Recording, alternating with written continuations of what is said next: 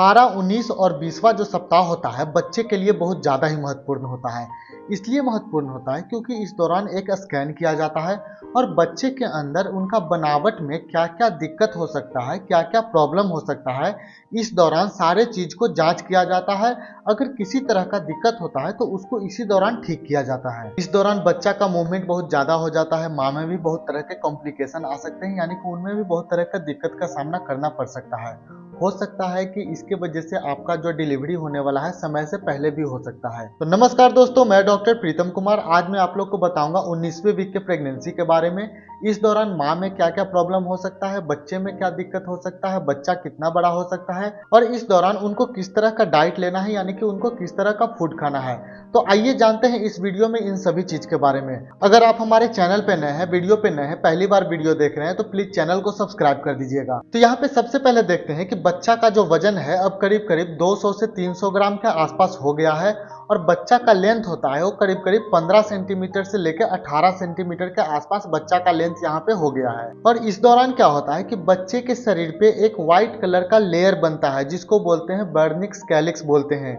ये जो लेयर होता है बच्चे को प्रोटेक्ट करता है। प्रोटेक्ट कैसे करता है, यानी कि उसको सुरक्षा कैसे प्रदान करता है। बच्चा जो अंदर होता है ये एमनियोटिक फ्लूइड है और इसी में बच्चा तैर रहा है। तो जब बच्चा अंदर तैरता है तो उसके ऊपर एक लेयर लग जाता है व्हाइट कलर का। वो क्या करता है कि जो अंदर द्रव पदार्थ में तैर रहा होता है, जिसमें तरल पदार्थ में तैर रहा होता है, उससे उसको प्रोटेक्ट करता है। या फिर माँ के शरीर में किसी भी तरह का टेम्परेचर चेंज हो रहा है, उनका शरीर में तापमान किसी तरह का चेंजिंग हो रहा है, तो उस तापमान से बचने के लिए बच्चा उस लेयर का सहायता लेता है। यहाँ पे देखिएगा कि बच्चा का सारा अंग डेवलप हो गया है। अब बच्चे में क्या है कि उनका जो नाखून है वो भी धीरे धीरे डेवलप होने लगा है। इस दौरान माँ में देखा जाता है कि माँ के अंदर ऐसा फील होता है कि बच्चा लात मार रहा है। जैसे 3 इडियट किसी ने मूवी देखा होगा तो उसमें बोलता है कि बच्चा लात मार रहा है, ऑल इज वेल, बच्चा लात मार रहा है। पेट में कान लगा कर सुनता, बोलता है अरे लात मार रहा है।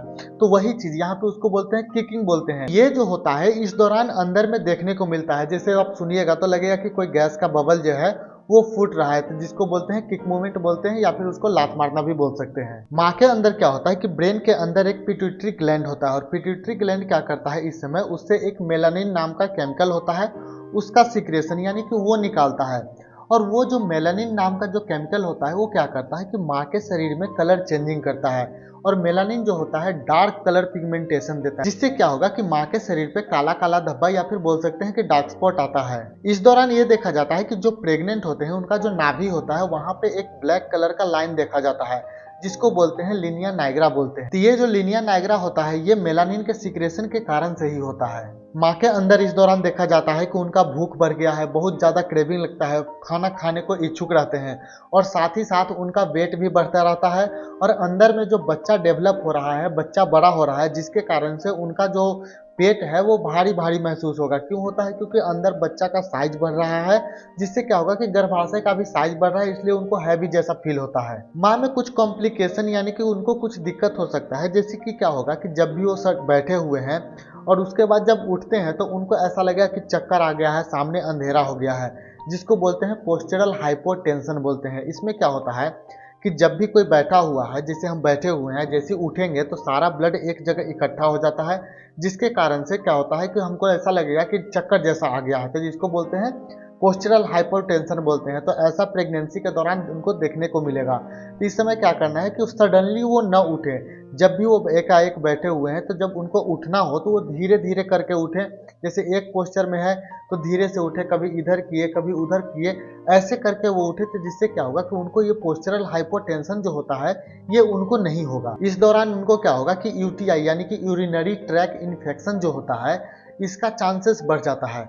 क्या होता है कि इस दौरान जो ब्लैडर होता है, अंदर ब्लैडर का साइज बढ़ जाता है। जब ब्लैडर का साइज बढ़ता है तो उसमें क्या होगा कि यूरिन इकट्ठा रहेगा और यूरिन इकट्ठा रहने की वजह से ही उनको यूटीआई का चांसेस बढ़ जाता है। जब भी ऐसा हो तो उनको जब भी लगे कि हाँ उनको वॉशरूम जाना है तो अपना ब्लैडर खाली करके ही आए, उसमें यूरिन को इकट्ठा होने न दें, जिससे क्या होगा कि उनका जो यूटीआई के चांसेस है वो धीरे धीरे कम जाएगा। जो भी प्रेगनेंसी में है, जो प्रेग्नेंट है, उनको डॉक्टर के द्वारा एक स्कैन के लिए बोला जाता है, जिसमें कि एनोमली स्कैन होता है, जिसमें क्या होता है कि बच्चे का बनावट देखा जाता है, उसमें किसी तरह का बनावट में प्रॉब्लम तो नहीं है।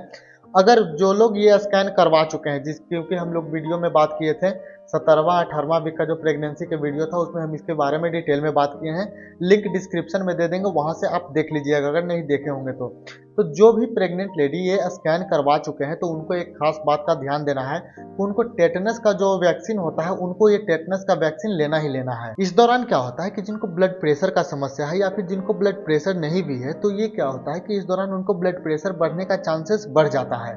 तो उनको इस खास बात का ध्यान देना है कि अपना ब्लड प्रेशर न बढ़ने दें। अगर किसी कारणवश किन्हीं का ब्लड प्रेशर बढ़ गया है तो डॉक्टर उनको देंगे कि किसी भी तरह का ब्लड थिनर लेने के लिए एक टैबलेट का सलाह उनको दिया जाएगा।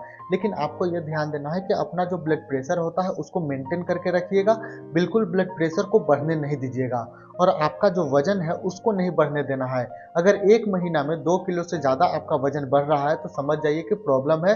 अपने डॉक्टर के पास जाइएगा और अपना डाइट चार्ट उसको दिखाइएगा या फिर क्या कैसे खाना है, किस तरह का एक्सरसाइज करना है, सारा चीज़ें वहाँ पे आपके जो डॉक्टर हैं उनसे आप जानकारी प्राप्त कर लीजिएगा। क्योंकि आपके बॉडी के अकॉर्डिंग आप में क्या क्या दिक्कत है, आपको किस तरह से प्रेगनेंसी प्राप्त हुआ है, तो ये तो हम नहीं जान रहे हैं ना, ये तो आपके डॉक्टर ही जान रहे हैं। तो इसलिए अपने डॉक्टर से इस तरह का जब भी प्रॉब्लम होता है तो आप उनसे साझा कीजिएगा, यानी कि उनसे शेयर कीजिएगा, ताकि आपको किसी भी तरह का प्रॉब्लम हो तो उसका वो समाधान अच्छे से आपको बता दें।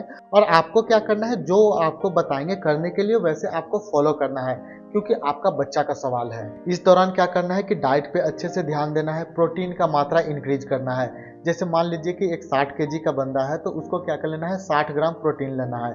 लेकिन आपके अंदर बच्चा है तो नॉर्मल तो आप प्रोटीन लीजिएगा नहीं, आप इसमें 10 ग्राम ऐड कर दीजिए, यानी कि 70 ग्राम आपको प्रोटीन लेना है। तो इस तरह से प्रोटीन का क्वांटिटी आपको इंक्रीज करके इस दौरान लेना है। कोई भी अगर सप्लीमेंट ले रहे हैं, एक्स्ट्रा बाहर से सप्लीमेंट लेना चाहते हैं तो बिना डॉक्टर के सलाह के कोई भी एक्स्ट्रा सप्लीमेंट नहीं लेना है आपको। तो ये था 19वें वीक के प्रेगनेंसी के बारे में। अगर आप कुछ जानना चाहते हैं, आपके मन में किसी भी तरह का प्रश्न है तो आप हमें कमेंट करके भी पूछ सकते हैं या फिर डिस्क्रिप्शन में नंबर दिया गया है, वहां पे जाके आप हमें डायरेक्ट मैसेज करके भी पूछ सकते हैं। फिर मिलते हैं 20वें वीक के प्रेगनेंसी में कि उसमें क्या होता है, बच्चा अब कैसा हो गया है, माँ के शरीर में क्या क्या दिक्कत हो सकता है। अगर ये वीडियो आपका अच्छा लगा होगा तो प्लीज इस चैनल को सब्सक्राइब कर दीजिएगा और जिनको इसकी जरूरत है उन तक वीडियो ये जरूर शेयर कीजिएगा।